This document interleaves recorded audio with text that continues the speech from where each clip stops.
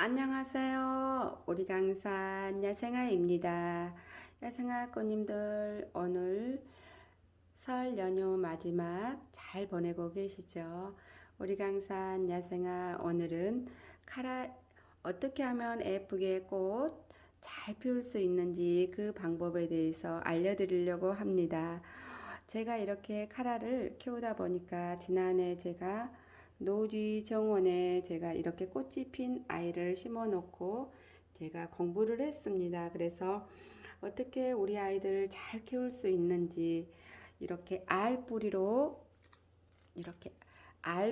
처음부터 심으신 분들이 계실 거고요.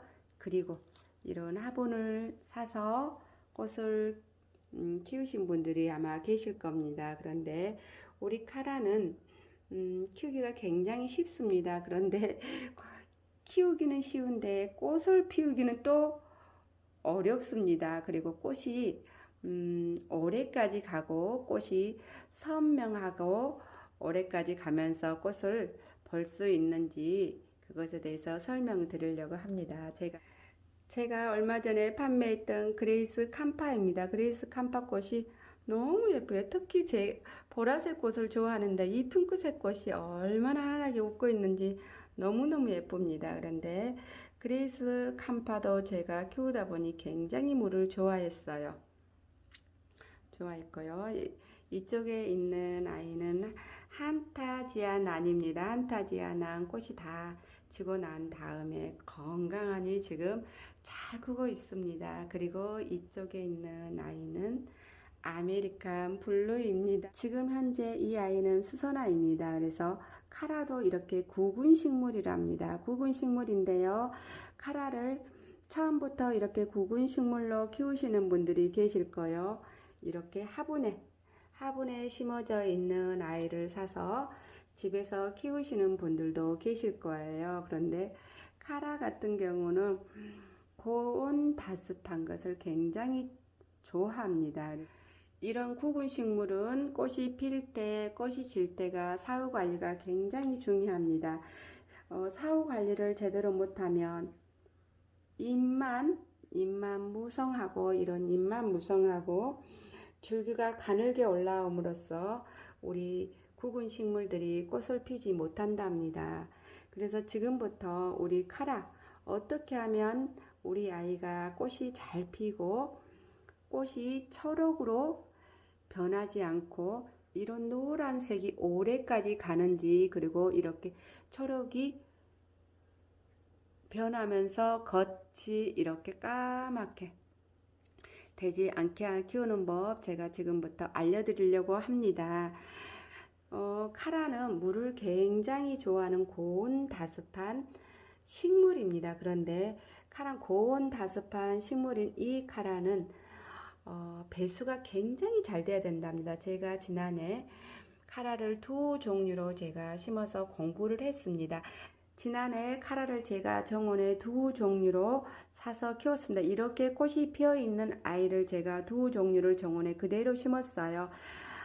하나는 주변에 있는 항토흙을 그대로 심어서 키웠고요, 화분에. 그리고 하나는 온해상토와 그리고 모래를 섞어서 키웠어요. 두 종류를 키우면서 제가 공부하고 느낀 점이랍니다.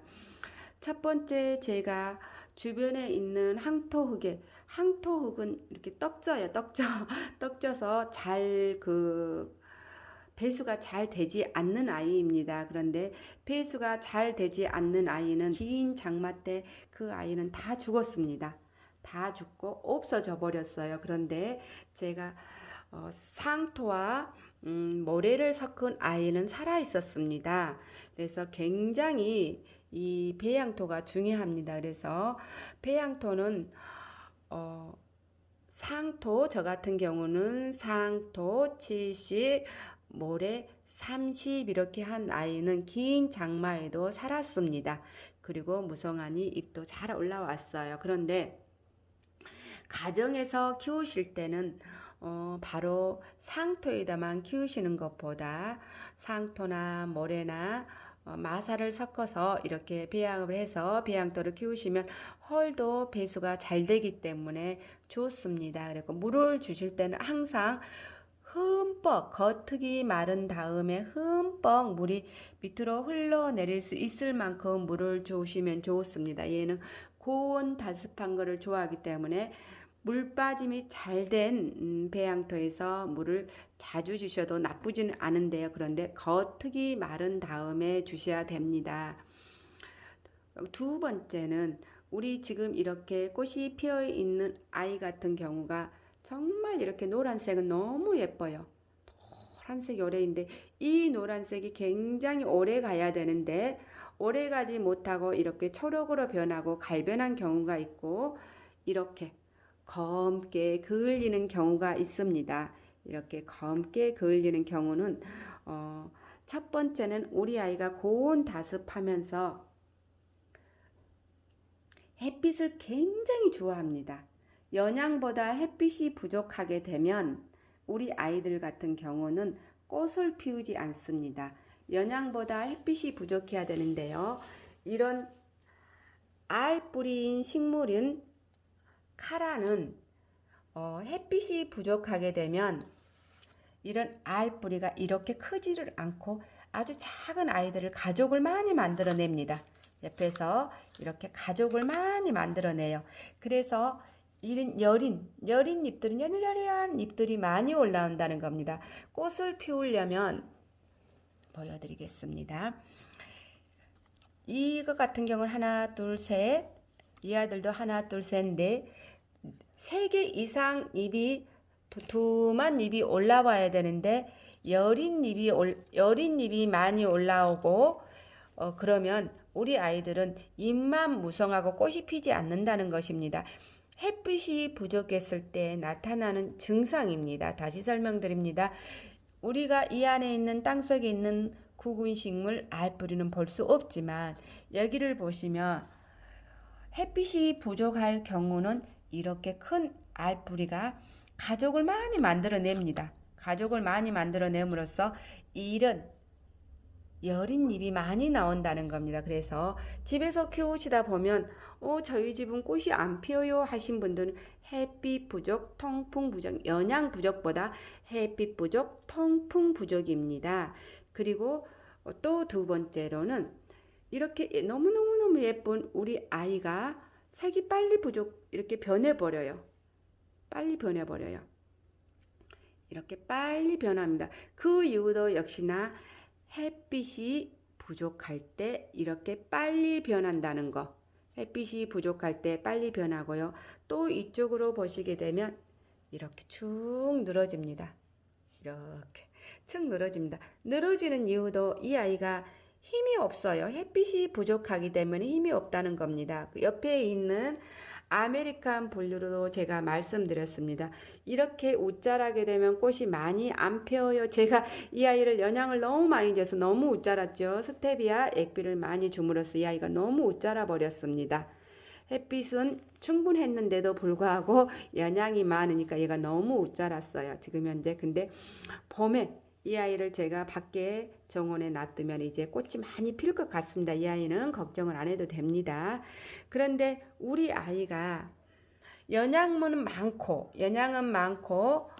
햇빛이 부족하게 되면 이런 여린 잎만 올라옴으로써 꽃이 피지 않는다는 거. 꽃이 피려면 최소 3장 이상의 이런 굵은 잎이 올라와야만이 꽃이 핍니다. 그리고 이렇게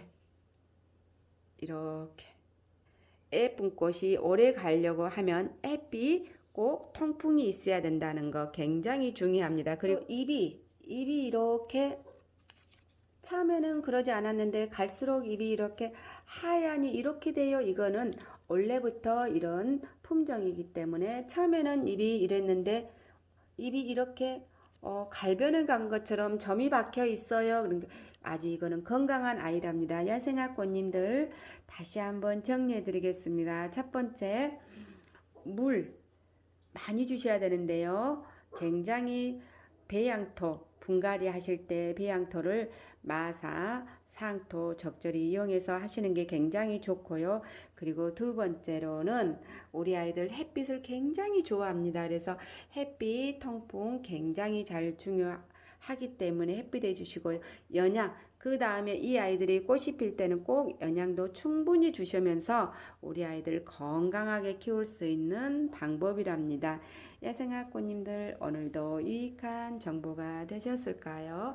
늘 우리 강산 야생하는 꽃님들과 함께 정보를 공유하면서 함께 성장하려고 합니다. 감사합니다. 행복하세요.